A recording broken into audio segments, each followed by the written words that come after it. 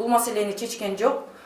Көрсө, Акшола сериалын Азаттык медиасы Акшола тууралуу атайын макала жазган. Ал жерде $250,000 бөлүнгөн деген жалган маалыматты Азаттык жазган. Мен Азаттыкка байланышкам. Ал материалды Альбина Сулайманова деген кабарчы кыз жазган.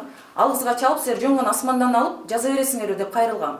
Бирок КТРКда мага кысым болгон, сен унчукпайсың, эмне КТРди айтып атасың дегендиктен мен ошол кезде Азаттыкка эч кандай чара көргөн эмесмин.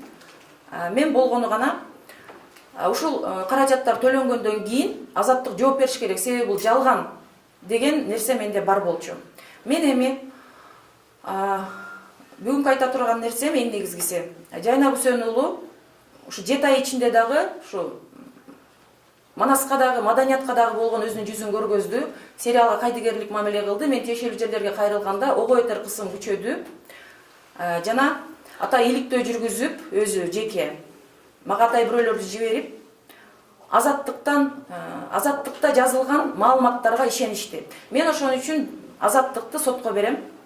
Алар ушундай жалган, калп маалымат жазган үчүн жооп бериш керек. Ошондон кийин мен баарын далилдегенден кийин Жайнак Үсен уулу анан эмне дээрин аны дагы көрөбүз. Ар бир адам өзүнүн абийирине камчы чаап иш кылыш керек деп ойлойм мен. Негизи биз маданият өссүн, маданияттын фанатыбыз. Же ошол биздин ата мекендик маданият тармагындагы өндүрүш өнүксүн. Биздин мыкты, таланттуу актерлордун жүзү менен көрөлүк деген аракетибиздин баарын Азаттык мына ушинтип текке кетирди. Ошо бир мекеменин ичинде же кайсы бир мындай топтун ичинде ар кандай кайчы пикирлерди жаратканга абдан чоң бир салым кошушту. Андан сырткары бул жакта рекламаны иштетүүдө жана сериал тармагын өнүктүрүүдө коомдук биринчи каналда жакшы системага салынбаган аз келгенсип, ушул кыргыз сериал өнүксүн дегенге жан тартпагандарына мен өз көзүм менен көрдүм. Себеби учурда казак жана түрк сериалдары арзыбаган акчага алынып келинип, кайсы бир жеке менчик рекламалык компаниялардын ишмердүүлүгү менен бизнес болууда. Эмне үчүн биз коңшу мамлекеттердин маданиятына сугарылып, ошол жактын гана сериал кинолорун көрүп отура беришибиз керек.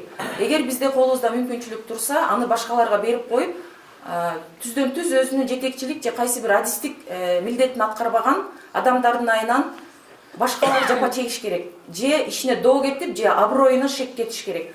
Мен ошон үчүн сөзүмдү жыйынтыктап айткым келип атат.